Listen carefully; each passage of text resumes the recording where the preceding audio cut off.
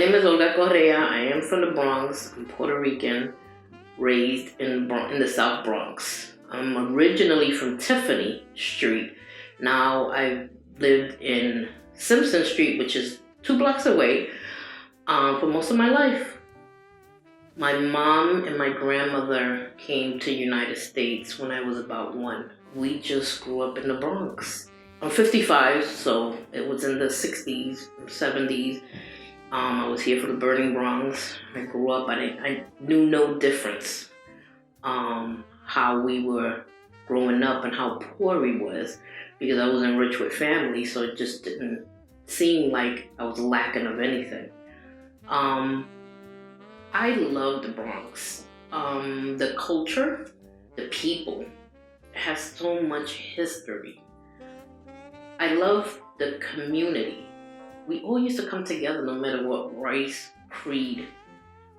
I was really taken care of in the Bronx.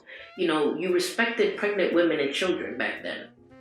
So it was normal for me as a 8-year-old, 7-year-old to go to school by myself.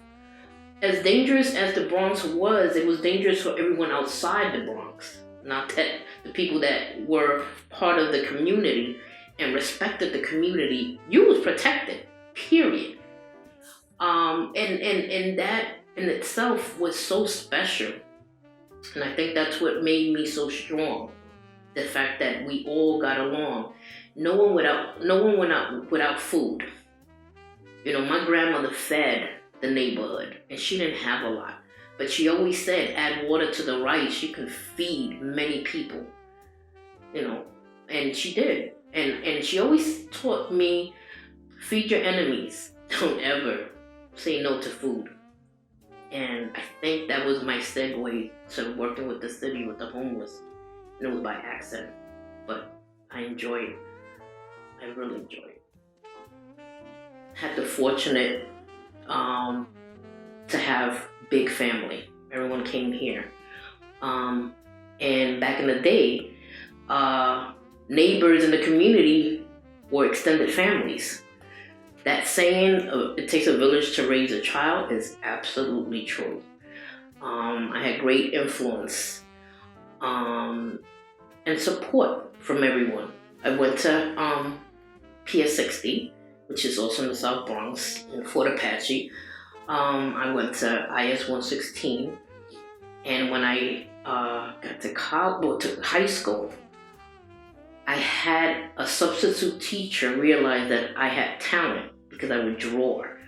I was extremely shy, painfully shy, and he asked if I would like to go to art school. I had no idea. And he bought the supplies, asked my mother if he can pick me up on Saturdays so we can look at sceneries. He took me to Central Park. I painted sceneries. He actually funded everything, had my portfolio. And to this day, I wish I knew his name because he was a substitute. He wasn't even my teacher. And I got accepted to art and design. And it was a perfect timing because I went to art and design in 1980. And that's where Carlos Mayer, Lady Pink, I was amongst major talent. And a lot of people succeeded and did very well. Graffiti was just part of the culture. We didn't see anything of it. I did a little bit of graffiti for the simple fact that who didn't? You wanted to be known. You wanted to be recognized. I wanted my mother to walk by and see my name. It was just part of the culture. It was nothing that was unusual for kids to tag. When I got to art and design and realized I was amongst graffiti writers, the talent, I took upon more interest in that. And I just saw Bill Blass, which was one of my classmates, and I gave him my flowers because I realized his letters were so awesome. And I took a lot of notes on the way he used to do his letters, and he was shocked when I saw him. I haven't seen him in 30 plus years. When I told him that, he didn't realize that. So he thanked me. But I had to thank him. I took it serious, and I was competing with boys, men. So that's one of the things that I always make sure I achieve. I don't want to be known as a female graffiti writer. I battle against men, period. So I want to be just as good, not because I'm a girl. The difficulty in graffiti is male dominated, period. Doesn't matter about your skill set at all, which it's unfortunate. I remember when Martha Cooper came to Art and Design and photographed Carlos and Lady Pink.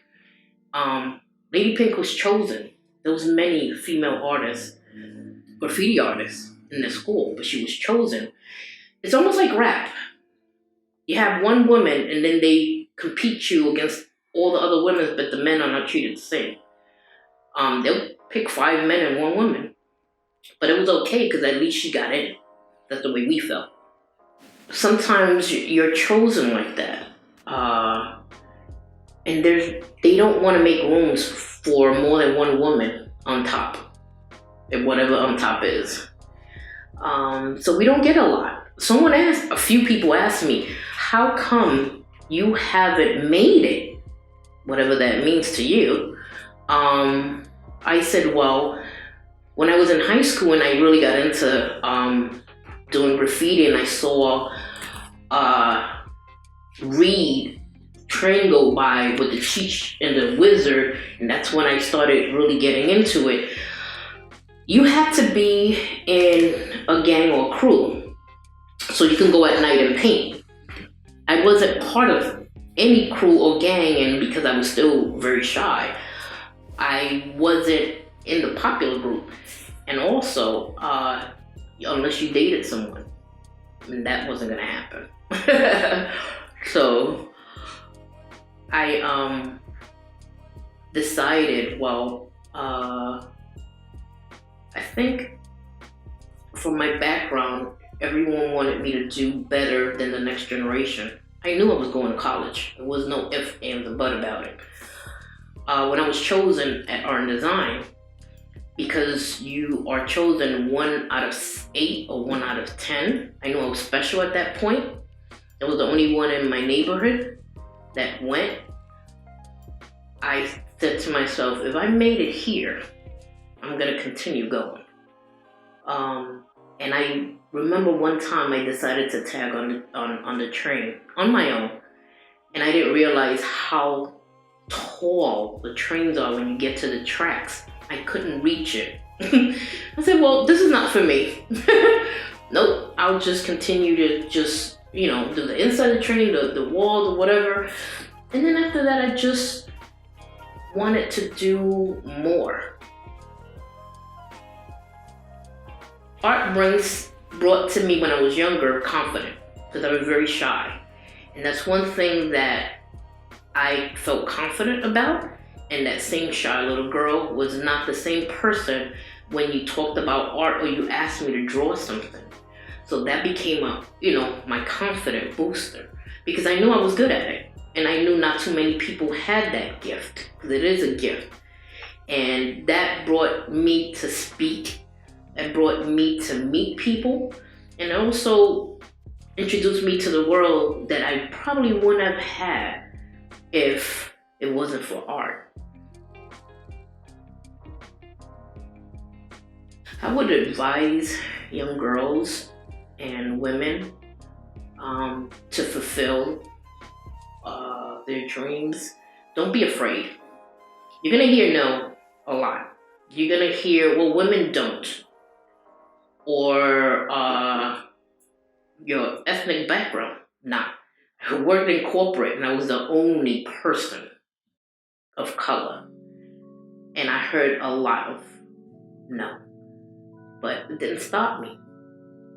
I graduated from FIT, graduated in August, and was a fashion designer, the leading fashion designer in June. No, June I graduated, August. And I was the top fashion designer for J. Crew, Lord & Taylor's, Bugle Boy, and then Men's and Boys. That's the majority of my 15 years as a fashion designer. They're gonna put stigma on you. One of the things that I unconsciously did, which Blanca kind of pointed that out on me when she gave me my solo show, is that my character, because I draw a character, I've always had a character of myself. She changes, but it's me. She's very strong, very powerful, has a badass attitude, and is sexy without revealing anything. Respect yourself. I've done that since I was young. I never had to date anyone to get in. I never had to do favors to get in. If you close the door, I put my foot in. If they still close it, it's not meant for you. Wait for the next. But keep your dignity. Don't sell out just because you're a woman, because you're gonna get that a lot. And for little girls, be powerful. It's okay. It's okay to be you. You don't have to wear makeup, you don't have to be pretty, but if you are pretty and you wear makeup and you're sexy in your own way, that's okay too. We are so varied, but they always want to pigeonhole us. Just be yourself. If someone says no, don't take it personal. You'll be okay. Definitely.